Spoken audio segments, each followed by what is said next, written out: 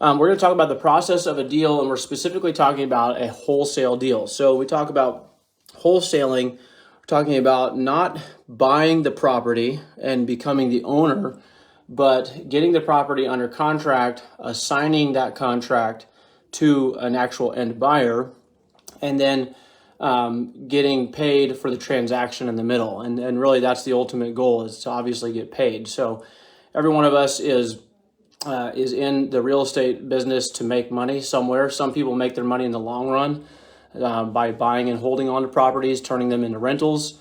I know Carlos is really kind of leans toward the short-term rental. Hey, Rosa, nice to see you. But everybody's in the real estate business to make money. Myself, I flip houses as well as wholesale, as well as buy and hold, kind of do a little bit of everything. But the way that a lot of us have gotten into this group, the main thing that a lot of people are focusing on is wholesaling.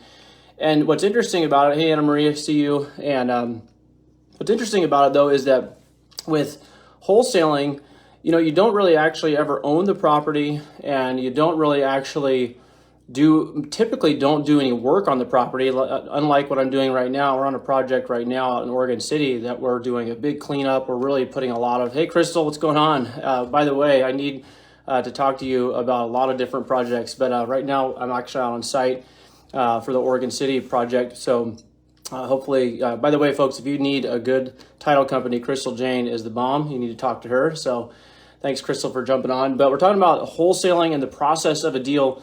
In other words, if you don't own the property ever as a wholesaler, and you don't do any work on the property, then how do you actually make any money? Hey, Jessica, how do you make money? What is the actual process of getting paid on a wholesale deal?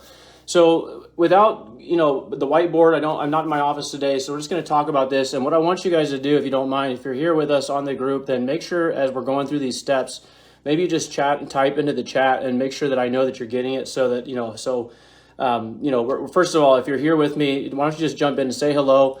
Rosa, I see you said hello, but if you're here with us, make sure that we know that you're here. Say hello, but maybe everybody start off by letting me know you're here by just say wholesale. So we're talking about primarily wholesaling today. Just type in the chat wholesale, because when you talk about doing real estate investing and getting started, wholesaling is where most people start. And so when you're in a wholesaling deal, what is it? What actually happens? Hey, Cedric, good to see you, man. What actually happens on a wholesale deal? How do you get paid? Who makes money? How do you make money on this? The way that a wholesaler gets paid, thanks, Jeff. I see that. Wholesale, Bill, wholesale. The way the wholesaler gets paid is by taking a property that the seller wants to sell, getting it under contract, getting a buyer on the back end. Thanks, Dwayne, to see you there. Hey, Rob. You get a buyer on the back end, and you get paid for that transaction in the middle. But sometimes it's like, okay, that sounds really simple, but what's the actual process? Thanks, Bob. Thanks, Carlos.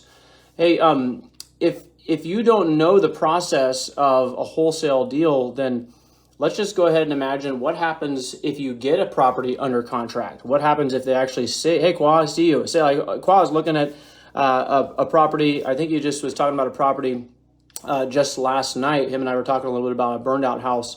And let's just say that and by the way, Kwa did a great job. He went and he contacted, he skip traced them. So let's just talk about that. Let's use his deal for an example. He finds a property, and it obviously, this is by driving for dollars, but you can find the property. We're not going to talk today about sourcing the deals. We're going to do another one of these Tuesday talks here sometime in the future about how to find deals. But let's say you find a deal and you get a hold of the owner of the property. You find this property for whatever reason, whether it's distress, whether it's a burned out house, maybe it's a tired landlord, whatever the different options may be. You find somebody. Hey, Francisco, what's going on, man? I'm over on your side of town. Why don't you come by and help us here in Oregon City? We're working on a project. But you find the property, you actually have a conversation with the seller, and those are all separate. We could do Tuesday talks for every one of those topics. But let's say you find the property, you find the seller, you talk to them, and they actually agree to sign a contract. How many of you have actually ever gotten a property under contract where you and the seller came into an agreement and signed a contract? If you've ever had that happen, why don't you just type in me? I want to see how many people we actually have that are actually out there getting contracts signed. If you're there, hey Rob, if you're there and you're a wholesaler or you're someone who's gotten a property under contract, just type in the chat, say me, because I want to know, first of all, do you kind of know what the project? Yeah, Bob says yes, he's got one under contract. I know Bob's got properties under contract. You get the property under contract, and man, it is so exciting. I mean, if you have ever gotten a property under contract and you're a wholesaler, you know this is like, even if you've done it 100 times, Cedric, I know you know what I'm talking about. You're like, this is awesome. This is awesome. Well, Carlos only as a JV, but you got a little bit of a different thrust. I know that. But when you get that property under contract, it kind of, don't take this the wrong way, it is a win, okay? No doubt it's a win. But it kind of feels like, it's such a big win. You almost get this impression like, yes, I got the property under contract. I got a deal. And man, this is it. I am a wholesaler. I am doing real estate investing, right? And there's nothing wrong with feeling like that, but what happens after that is what actually determines if you're going to get paid or not. In other words, as hard as it is to actually get these properties, to find them, to get a hold of the owner, to talk to the owner, to have someone go from an owner to a seller, they agree to sign a contract with us. That's a lot of work, no doubt. But once you get that property under contract, that actually begins an entire process of the deal that every one of these steps has to be done in order for you to actually get paid as a wholesaler. So you got a property under contract. Cedric has, Bob has, I know some of you others have. Bill, he's getting into wholesaling. He's done a lot of flips, a lot of buy and hold trailer stuff. But you get a property under contract and they're like, yep, we want to sell. You get a closing date, obviously. I would highly recommend that you let your seller know that you're going to be closing through a particular title company, and let that seller know that you have a title company that's going to reach out to them. So all of my stuff, I try to run it through Crystal Jane, Old Republic Title in Beaverton, Hillsboro. She's awesome. If you guys don't have a good title company, you need to talk to her, Crystal Jane at Old Republic Title. But so what I'll do is I'll say on the contract, I'll say, hey, Mr. and Mrs. Seller, I have a title company that I like to work with. They really, really do a great job. They make everything super smooth. And just so you know, I'm going to take this contract that we now have, and I'm going to, first step after I get that contract signed, the first step in the process is I'm going to take that contract and I'm going to send it or get it into the hands of my title company. I let them know that right up front. The reason I do that is because most likely the title company, Crystal, if you're still on here, you might want to make a comment, but the title company is almost always going to need some information from that seller, right? So they have my information, but remember, this is coming in on their radar for the first time. They need to know, all kinds of information about that seller in particular. And one thing that's going to be really important for you to get as soon as you can, if you have a deal under contract, you need to have your title company start pulling the preliminary title report so they can see what is actually owed on the property. So they're going to need to get a payoff for that particular deal, and they have to get permission from the seller. So the first thing you need to do after you get that contract signed, the first step in the process of a deal is get the contract, get all the paperwork, get everything over to your title company. Title company is going to be a big player in this process. And so if you can just go ahead and, don't lead by surprise, right? Go ahead and let your seller know right from the very beginning, I've got this contract, but I've got to get this contract into the hands of the title company, and they're probably going to reach out to you, Mr. or Mrs. Seller, and they're going to need to get a hold of you. So if you see a number that you don't recognize, or if you hear from somebody, just make sure that you pick up and talk to them. That's going to be my title company. So the first thing you want to do is get your contract. Hey, John, good to see you, man. Get your contract over to the title company so they can start doing their legwork. And Crystal, I don't know if she's still on here or not. Crystal, if you're on here, maybe just say hello. But the title officer is going to play a huge part in this process. I don't know, Crystal, if she's still on here, it would be awesome if we could bring Crystal onto this thing real quick. I don't know if she'll even let me do that. Let's see if I can try. Let's see if I can add Crystal here. Crystal, if you're watching and you're working, I'm trying to get you on here. This is the process of a deal. It'd be cool if we could talk to Crystal. She's obviously my title officer, and she might be able to speak more specifically to some of the things that she's going to need to do right off the bat.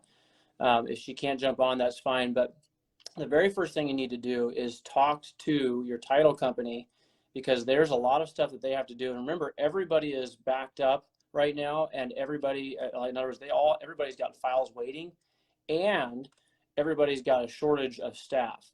So keep this in mind, especially with some of the changes that have happened recently. A lot of title companies have had to lay people off, so they're now even more short-staffed.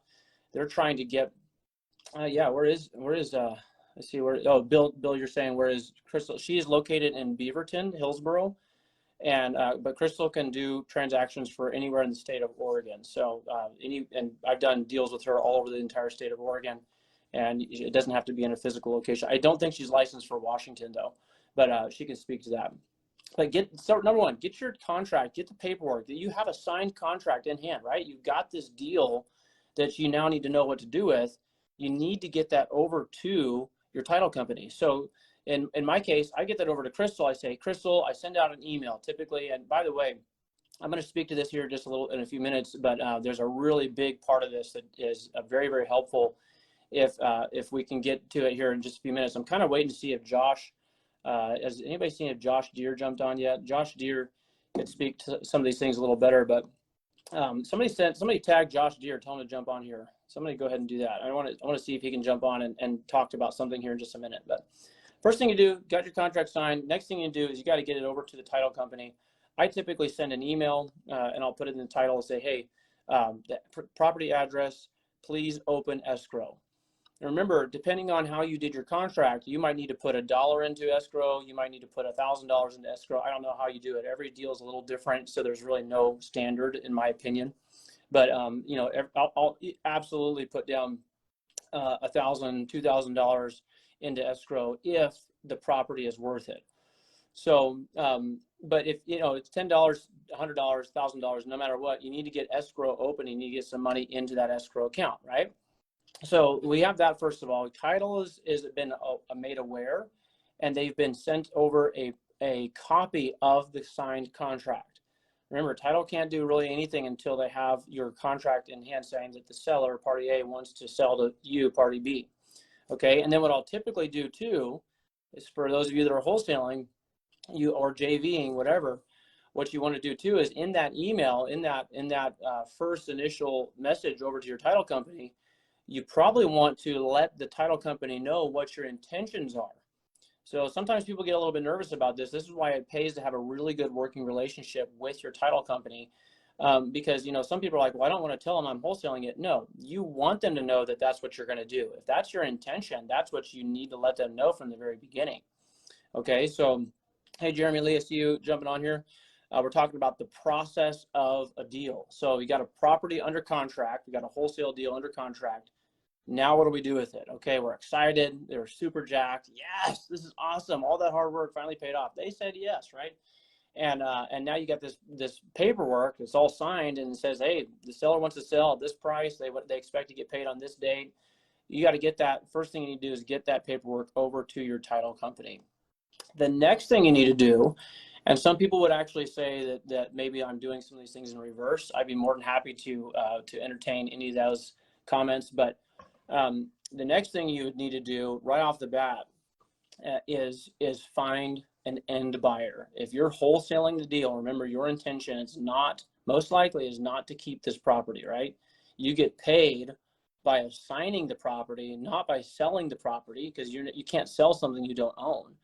You get paid by assigning the contract for that property to an end buyer. So first thing you need to do is get the property under contract. Next thing you need to do is get that paperwork into the title company. And then you need to start fishing the deal out there to the market to find out if you have a buyer that's going to come in. Now, there's all kinds of different opinions. Some people say what you want to do from the very beginning is get your buyer's list put together, right? And I'm not going to argue that it's great to have a good buyer's list. But I think one thing to keep in mind is when you're out there fishing to build your buyer's list, hey, Ben, I know Ben Ulloa is a buyer for sure. He's bought several deals for me, and I know he buys everywhere, all from Vancouver all the way down to Salem, Eugene, out to the coast. Ben's a buyer. So you guys put Ben on your buyer's list. But sometimes when you reach out and you're like, well, I'm going to build my buyer's list, a lot of times you might actually have a buyer say, well, what do you have? Okay, so in my opinion, it's just a humble opinion. So, it's worth, as much as, 7 billion other opinions out there. But in my opinion, the best way to get a buyer's list going is to get a deal. You got a deal under contract, you got title and escrow open, and you know what the payoff amount is, and you kind of know what you're working with. You're going to feel a lot more sure about yourself going out there and talking to your end buyers. And so your end buyers, they get hit up all the time. I'm sure Ben gets this all the time. Hey, and it's nothing wrong with it. Yeah, put me on your buyer's list for sure. I don't have a problem with that. But the problem is a lot of people, they get put on a buyer's list and then they never hear from that wholesaler again. Can I get a witness? Anybody in there saying, yeah, that's happened to me. I know I get hit up with wholesalers. Hey, I've got off-market properties, let me know. And okay, so I never hear anything from them. What they're trying to do is build their buyer's list. Nothing wrong with that. But in my opinion, it's a lot easier to get a solid buyer if you have the deal under contract and you know for sure what you're working with. Yeah, Ben's like, yep, for sure. So you got this deal under contract, you got it over to title company. Now you're going to start building your buyer's list. You're going to start fishing it out there. One of the best places to do that is in one of these groups like this. Guarantee you, if you've got a deal, if it's a deal, you've done your homework, we're going to do a whole entire different Tuesday talk here in the future on how to actually underwrite a deal. Make sure it's actually a deal. So when you put it out there to your buyers, they're like, yeah, heck yes, I want this thing. Heaven, yeah, right? But when you have that property under contract and you've got the title, is aware, they're working on escrows open, they're working on getting the payoff, and you start putting it out there, man, start with a free source, right? Right here on Facebook, this is free. You don't have to go and make a big fancy ad. You don't have to go on a Craigslist and go through all the hoops and deal with all the tire kickers. Go into one of these Facebook groups. There's several here in our state, but this is, in my opinion, this is one of the best ones, right? The PDX REI Group. But go into this group and go into some of the other free Facebook groups where real estate investors are hanging out and just say, hey, everybody, I got this property. It's 123 Main Street. This is the price that I'm offering it at. This is the estimated cost of repairs. This is when we need to close. Hey, Josh, hang on for a minute. I'm going to pull you on in just a second, okay? But put it out there to the world, especially, remember, not to the entire world, because the entire world doesn't care about your deal, right? I would even go so far as to say most of your retail buyers in the area don't care about your deal. What you want to do is bring your focus in. Some of you might have been on that the Time to Thrive, challenge with Tony Tony Robbins and Dean Graziosi. They talked about your DOT, right? Identifying who it is that you're actually targeting. Who's your target market?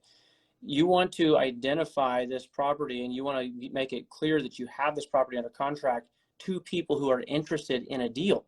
Not everybody. So sometimes you get this idea, I got this property under contract and man, for sure, I would love to find a property like this. So you put it out there and what you end up doing is you end up wasting a ton of time. Like if you just put it on Facebook, like Facebook Marketplace, I have done this before and it is frustrating and it's not always a bad idea, but it's very frustrating because you got a ton of people that are just making all these comments. The house could be worth literally $1 million.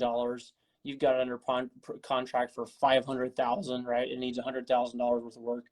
And you put it on there and you're always going to have to say $500,000 for this piece of junk. I can't believe it. These crazy investors. And so you always get all that kind of stuff, right? Don't waste your time with those people. Put that deal out there in these groups where people who are looking for deals like Ben that's on here right now. And in certain cases, I know for sure Bob, I know Carlos, some of these guys are on here. Some of these gals are on here. Shona buys houses. There's people in these groups that are looking for properties in the Portland area. So, I'm one of those people. If you find something on the west side, man, let me know. Right? Because right now I'm stuck on the east side trying to take care of a property. That's all right. It's for a friend, but we're going to get it done. But the point is this, there's buyers in these groups. And one of the best ways to build your buyers list is to bring a deal to these buyers and bring a deal to these groups. Another way you can do it, as far as we're not going to go into a whole thing on dispo, but we're talking about you got to find a buyer, right? You got the deal under contract. You've got title and escrow, all in the process. The next thing you need to do, and it's very, very close to, like, literally right up to the very front, you need to find a buyer and get them locked in right away. Okay. Now, we're talking about this, the basic, overview of this, but obviously if you get your buyer locked in, if a buyer comes in and they walk through the property, and of course you're going to have to, work with the seller, make sure you always let the seller know that you're going to need to do at least 2 or 3 additional walkthroughs once you have the property under contract. And I usually wait until I got the thing signed, because now they're kind of like, yes, I'm selling this house. John's going to be my buyer. And while they're signing, hey, by the way, I'm going to need to bring some of my associates in to look at the property. We're going to do some takeoffs for what we need for repairs.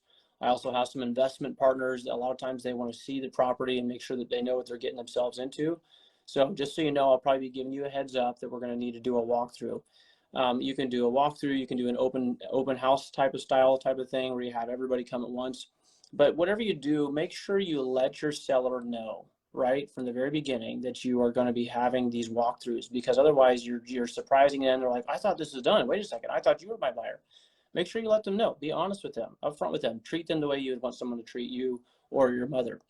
So you've got the property under contract, escrow and title is open. You're now putting the deal out there to your buyers.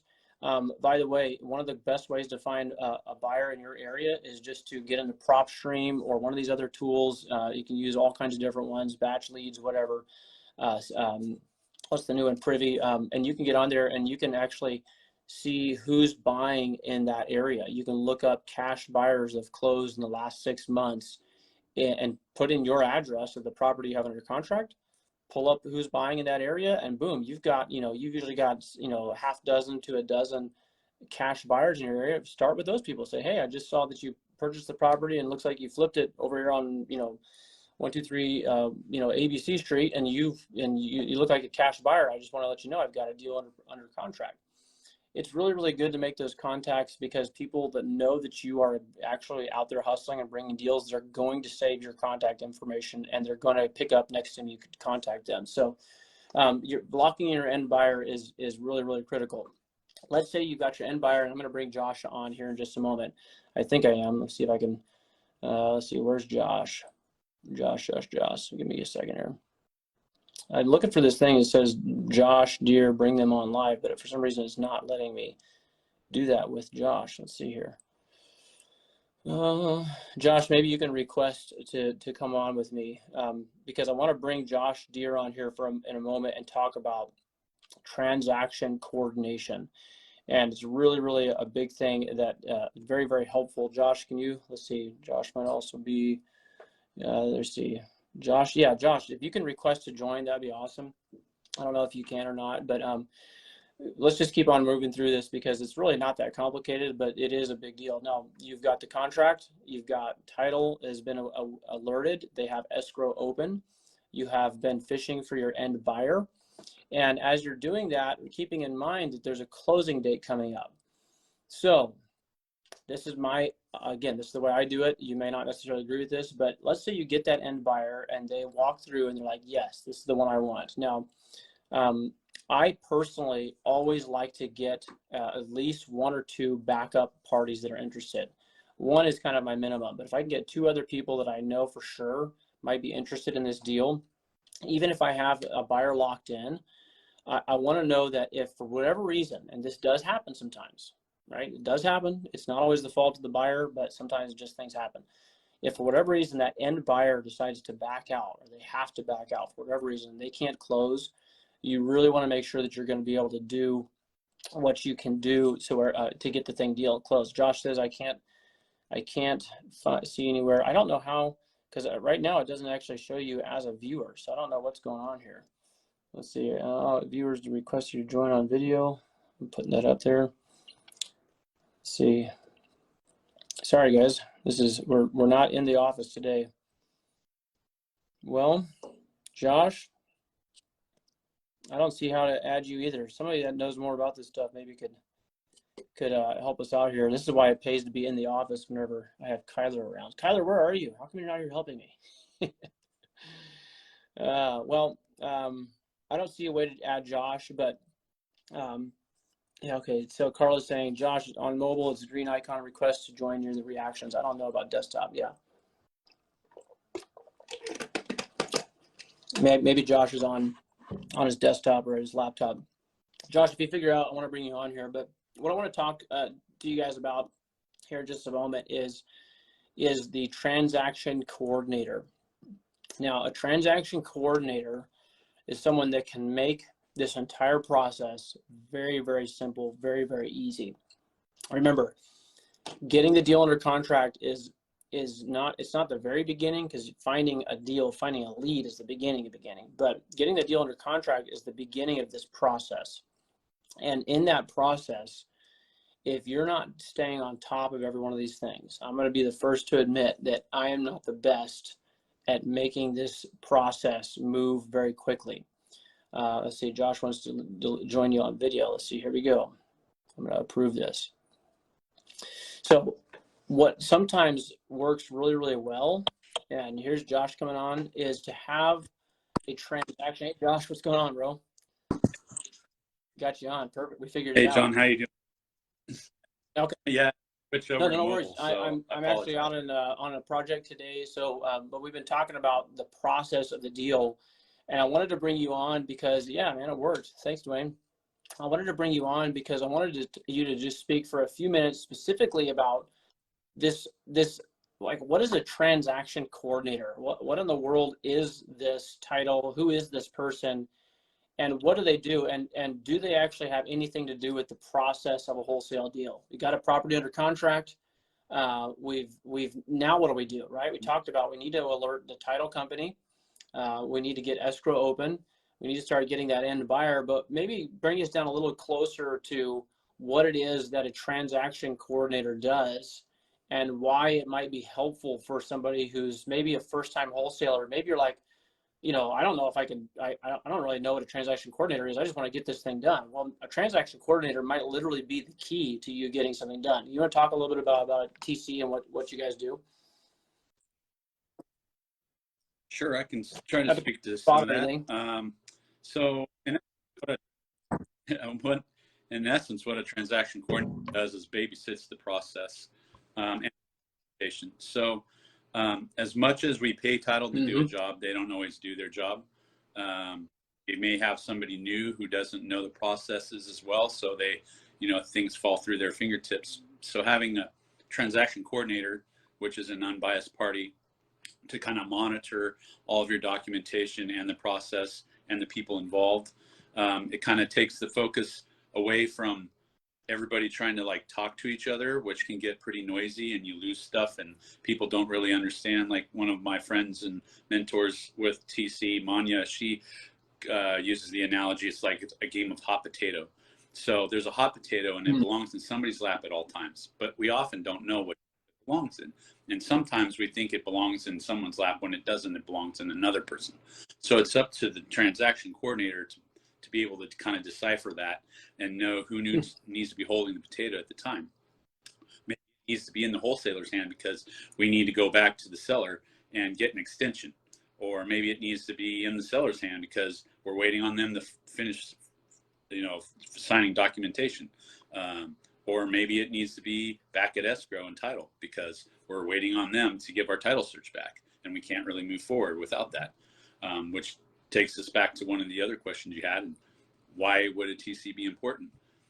Because you need to know some of these things in order to make sure that your process goes through properly. Carlos just made a comment. And that Carlos just made a comment along the lines, it's stress relief, right? Yeah. Not everybody wants a deal babysitter. For me personally, I'm just so you know, guys, like I'm growing with you. I mean, I've been doing a lot of deals for a long time, but I have literally been like, I like to think the analogy, and you guys forgive me, but remember the Men in Black? There's the alien guy. He takes over the body of that farmer, and it's kind of like, excuse me, Yeah. Like I feel like that's the way I kind of get through a lot of these deals. It's like just kind of jerking, herky lurky jerky all the way through it, and it's super not smooth. It's not the way and I'm sitting there going like, I hate doing this. I hate paperwork. I hate babysitting these things. I'd much rather be out there talking to another seller. So that's where like a TC would come in and really just kind of make things work. Hey, Nandish. Yeah. And that's a great point. I mean, I think we all want to get to the point where we can delegate stuff out of our wheelhouse, because there's other activities that are better revenue producing activities for ourself and our personality types, right? And like for you, John, your wheelhouse isn't to sit there and grind through paperwork and babysit a problem. You should be out there shaking babies and slapping hands, right? Like making deals and closing stuff. So that's where you should be. So having somebody who can do that for you that you can rely on, it allows you, like Carlos said, to stress relief, because now you've got somebody who knows the process and can walk through that with you. And two, it just allows you to scale, you know, because eventually we all don't want to just be doing one wholesale deal a month. Like we want to be doing things, and in order to do that, we have to multiply ourselves some way. So this will offload that responsibility, and then to be able to have that time back to do better things for yourself. So let's just say that we've gotten everything kind of toward the end of the process. So we have an end buyer lined up, because we kind of talked about everything to that point, right? And again, guys, you need to understand, every single deal might have its own particular nuances. Some title companies do things a little differently.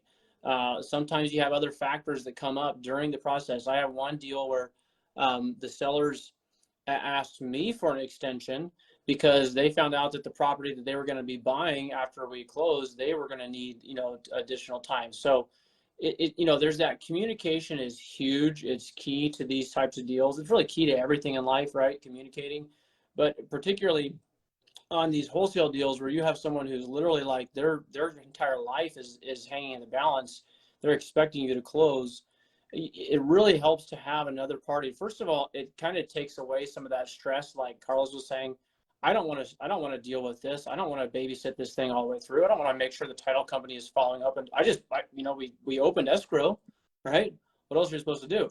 The title company, they're the professionals. Hey, title companies, they're not perfect. I have a great title officer, Crystal Jane, but she's people too. We all need to make sure that we're kind of we have another kind of a backup, or even someone who's kind of also watching. And so this transaction coordinator is like Josh said, is kind of the babysitting the hot potato. Whose does this need to, is bouncing back and forth, who's actually responsible for the very next step that needs to happen. And so a transaction coordinator is really, really good at kind of honing in on that niche and making sure that this thing is just going as smooth and as streamlined as to the very end of the process as possible. Now, Josh, let's just say hypothetical situation. Yeah. We've got a wholesale property, a contract, right? And we know as a wholesaler, we're not going to get paid to buy the property. We're not going to get paid to sell the property. We're getting paid on an assignment. So we're assigning this contract to an end buyer. Mm-hmm. So let's say that we find an end buyer. Let's say, because I know Benjamin was on here. Don't know if he's still on, but Ben Uloa is a buyer, and he's an end buyer. Let's say we got Ben on here, and he's like, hey, I want that deal.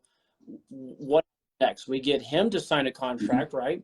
He signs a contract as essentially party C. We have party A, the seller. We have party B, the wholesaler. Now we bring in party C, the end buyer, and they sign. Yeah, he's still here. So Ben's like, yeah, I want to buy this thing. You guys got deals? Send them to Ben. But Ben has this deal under. He wants to buy it now.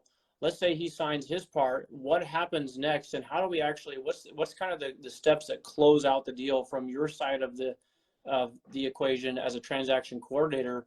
Is there anything else in particular that needs to happen, or is it just do you kind of just do? Here, let me ask you this: do you just wait until the closing day? And you're just like sitting there like pulling your thumbs, like, well, today's closing day. I'm going to make some money today. Or are there a few other things that maybe you typically recommend doing to make sure this thing just closes out just as smooth as possible? Yeah, well, there's a lot there actually, John. In good, like, first and foremost, you need to make sure that your assignment agreement's in place between the wholesaler and the end buyer. And then it can get more convoluted than that. What if we have to double close, right? And I know you didn't bring that up. That brings up a whole nother situation, because now we have two different purchase contracts and a whole bunch. So where are we going to go from there? But taking it back to the basic, simple cash to close, A, B, C, and so on. We're going to need to have our vesting report. We're going to need to have our CPL and our settlement statement that shows all of this stuff and where this money is going and who's getting what. And if you don't know what any of those are, then you're just doing what you just said, which is sitting back, Right. Yeah, I'm going to make some money today, I hope. And Which, and you hope that it's title really not did the their fault job, of and the then wholesalers, because a lot of people get into wholesaling. They're just like, man, I just get this property under contract and I find my buyer. Boom. They don't really. well, that's a great point, John. And I had a situation like that, 3 weeks ago. So brand new wholesaler, already had this kid had everything lined up and dialed. It looked great coming in. And he had Keegley on the dispo side, everything lined up great. But he didn't know that he had to order documents. So he opened up escrow and was like, yay, we're in business. Well, you got to order your documents. And then we need to get the title report so we can make sure it's not a clouded title with liens, encumbrances, or any of that stuff. And then we can move forward with the purchase. But he's like, but I need to close this in 2 days. And it's like, well, we're in Florida and they're notoriously late on all of their stuff. So we're looking at 2 plus 3, 4 weeks before we're going to get a title report back. I don't know what to tell you, buddy. Now, there's a way around that, but he doesn't understand that. So having a TC who does know that, we can slow the process down, bring everybody to the table, soothe everybody's, concerns, and then help balance out that situation. It's really like a giant mediator and a babysitter all at the same time. So we have to make sure that every party is playing their part. Again, back to the hot potato, who's holding the hot potato. And if there's any anxiety on anybody's part, then we're the counselors, soothe them down, say, hey, no, it's just part of the process. We don't have to move at lightning speed, guys. Like a transaction is 30, 60 days anyway, right? So trying to do business at speed and at wholesale because we can move fast, because we can close with cash and stuff.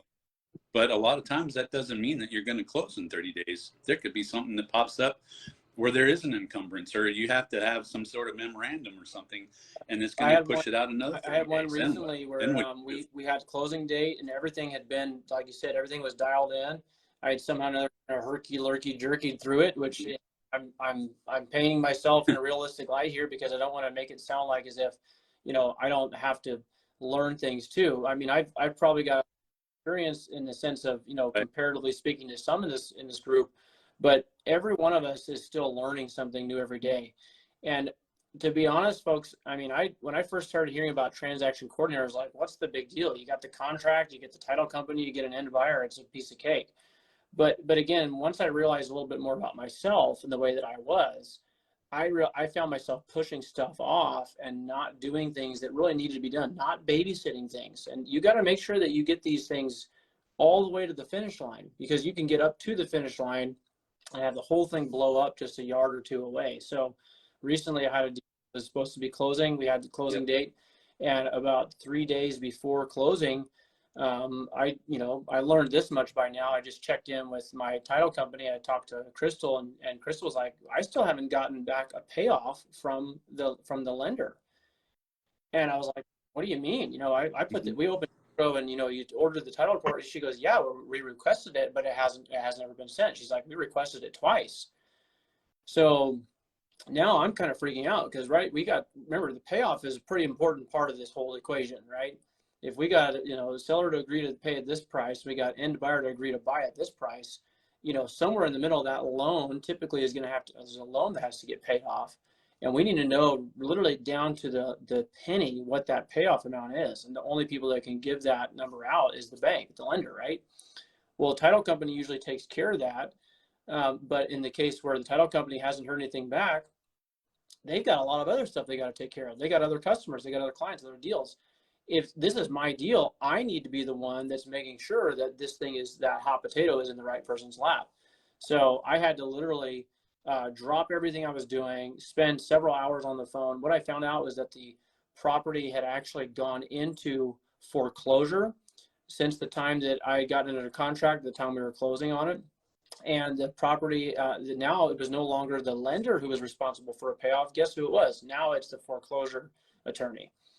So transaction coordinator would have caught that much earlier, because they're kind of right in the middle of everything. They're just kind of like, they're just, checking things out, dialing in on stuff, checking things. And what's really cool about it is they're not really, they're truly a neutral party in the sense that they're not working for anybody. Now they do get paid, obviously, and they get paid, it's like a fee, just like a title company would. Not as much as a title company, obviously, but they're going to get a fee, but they're not necessarily working for the buyer. They're not working for the contract or the wholesaler. They're not working for the seller. They're just, they're a party that's privy to this process, and they're making sure that these things are getting done. So, Josh, at the end of a deal, let's say, so we got closing day now, right? Because it's really, we talk about the process of a deal. There's a lot of, yeah, exactly. Concierge and ND is like a concierge. Exactly. It's basically like, and so some people say like concierge. I mean, that sounds like a fancy word, right? That sounds like one of those things that rich people do. Listen, you guys, please understand this. The more deals you're doing, the more important it is to have other people involved. We got to get out of this mindset where I'm going to do everything. Well, I just want to see how it's done. I want to learn how it's done. You've got to get out of that mindset, because the truth of the matter is, not anyone on this chat right now, nobody on this group is 100% awesome at every single step in this entire process. Nobody is 100% awesome at finding deals.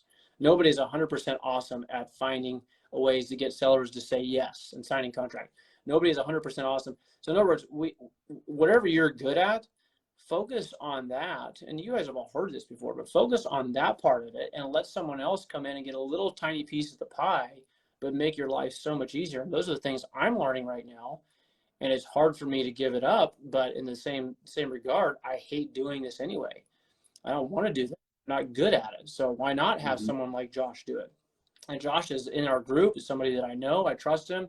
He's not going to mess this up. If he does mess it up, we figure out how to work it out, but I don't have to have the stress of handling and babysitting this thing all the way through.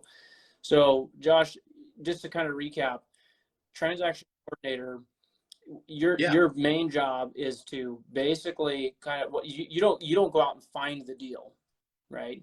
You're not sourcing the deal. You're not getting the seller to sign on the dotted line, right? You're not even necessarily finding the end buyer.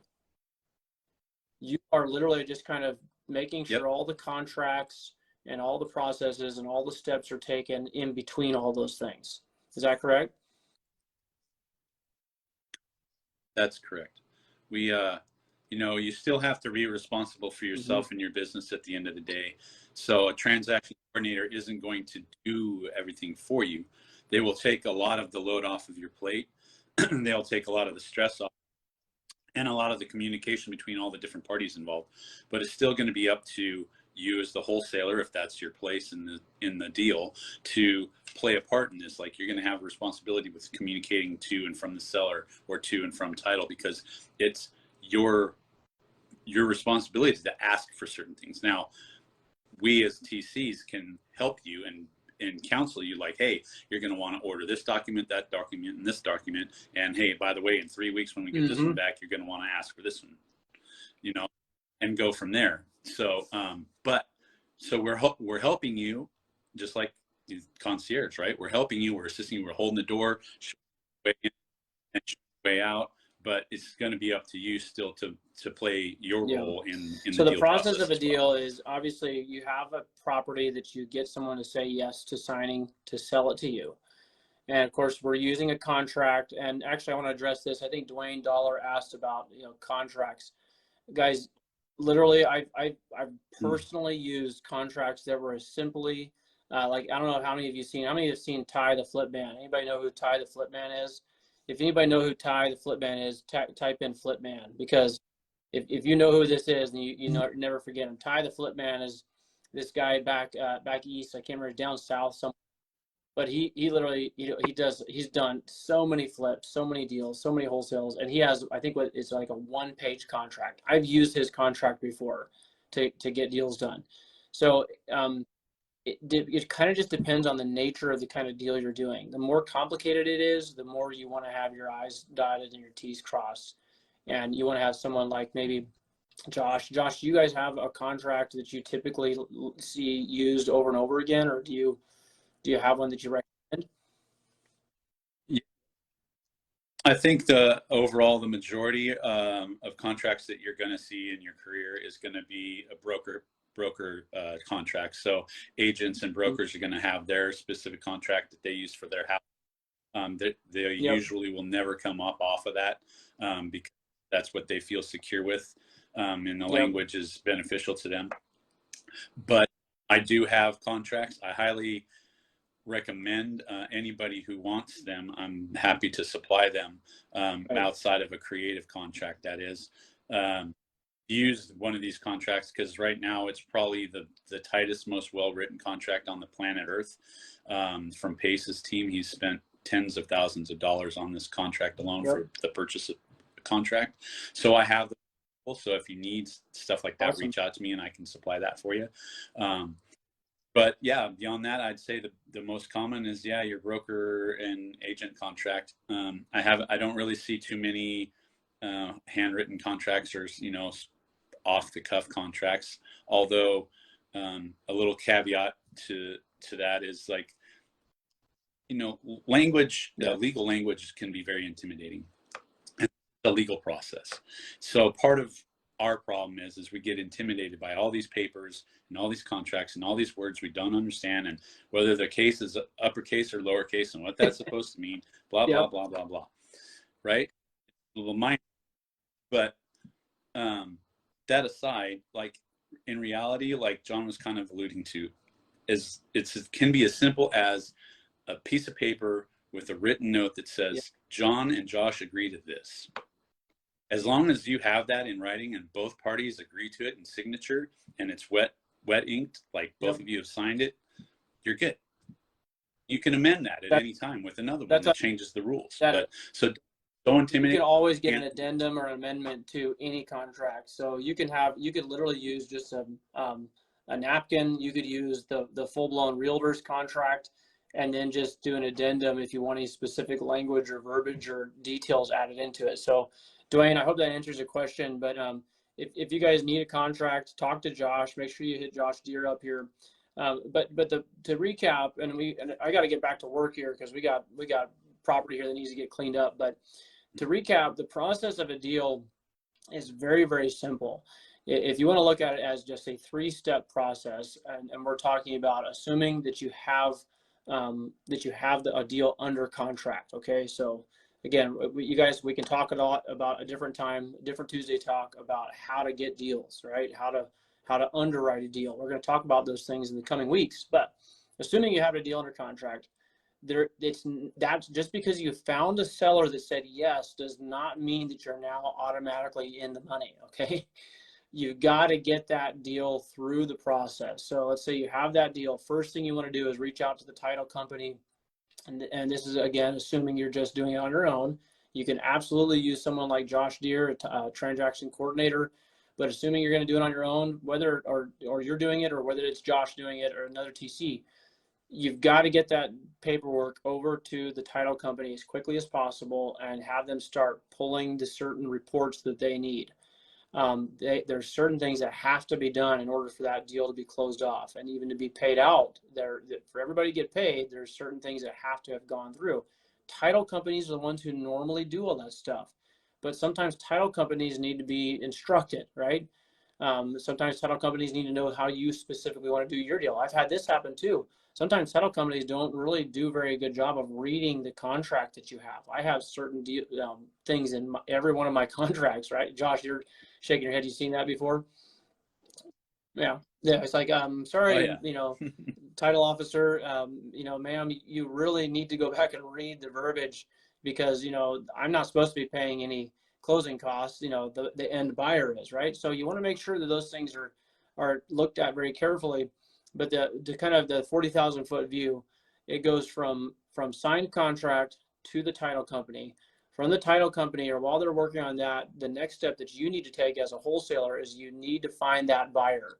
You need to get that buyer locked in. And I personally would highly recommend using a group like this here, the PDX REI Group, to advertise your deals. We also have the Portland Off-Market Properties Group. I think there's like almost 400 buyers in that area, or in that group.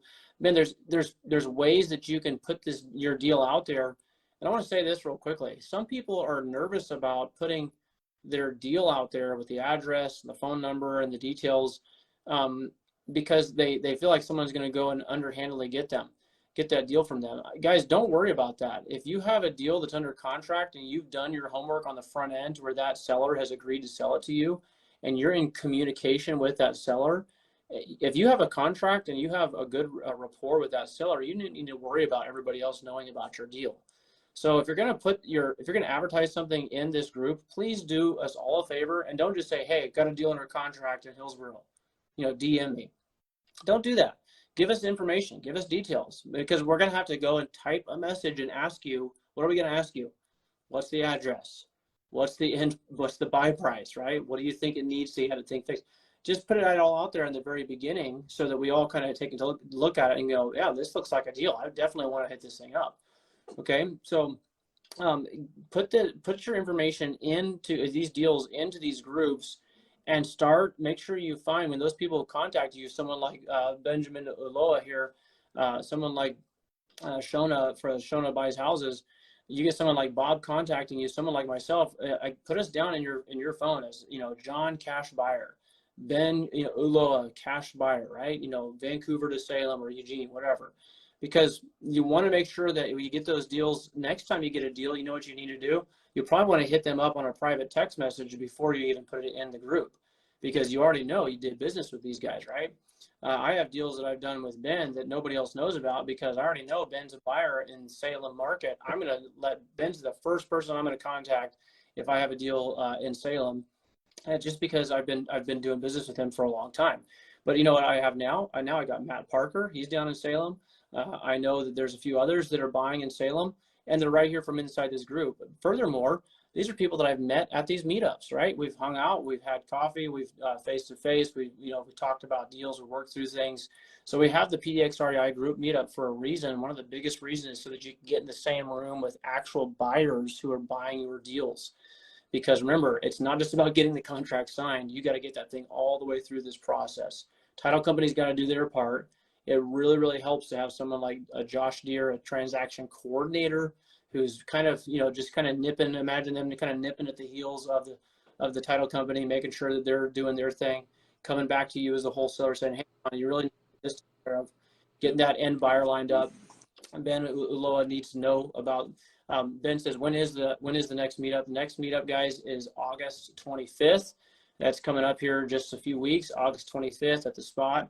And everybody, please pray that the air conditioner is fixed. The air conditioning was out of control last time. But you get to the end of the thing. Of course, closing day is when you get paid, right? You get the end buyer lined up, and you got all the paperwork, put in place. You can sit back and you can just kind of check in with your TC or check in with the title company, check in with your seller. Hey, Mr. Seller, it's looking real good. Got a couple days out, and we're going to be getting some money in your hands. Are you excited? Checking in with your end buyer. Hey, Ben, what's going on, man? I just want to double check, closing day is coming right up. Did you get, funds over to the title company? Are you prepared to do that? Having those conversations is really the biggest beneficial part of this entire process, is making sure you're having communication, whether it's your transaction coordinator that's doing that communication, or whether it's you yourself. You need to make sure that you're talking to people and making sure. That's the best way to make a transaction go all the way through to the end. So Kyler says, everyone bring a fan, it'll be fine. It's going to be fine. I think Crystal told me that the facilities manager people are working on, they have a part that's supposed to go in. Let's keep our fingers crossed, say our prayers. But guys, August 25th is going to be the in-person live meeting, and I'm looking forward to being there.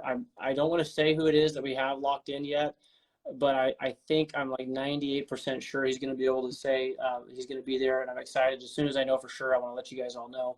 But if this was helpful, you guys maybe make mention of it in the chat. I see a few of you have commented. Thanks, Bill. Thanks, Bob. If you guys have any other questions, you know where to find us on the PDX REI Group Facebook page. Just put your comment or your post in there, and we'll make sure we get back to you. But thank you all for joining. I got to get back to work and got to get some jobs done here. So you guys, thank you, Josh, for jumping on. I know it was kind of here, but I'm looking forward to seeing you soon, and we'll see you guys at the next meetup, if not sooner. All right, take care.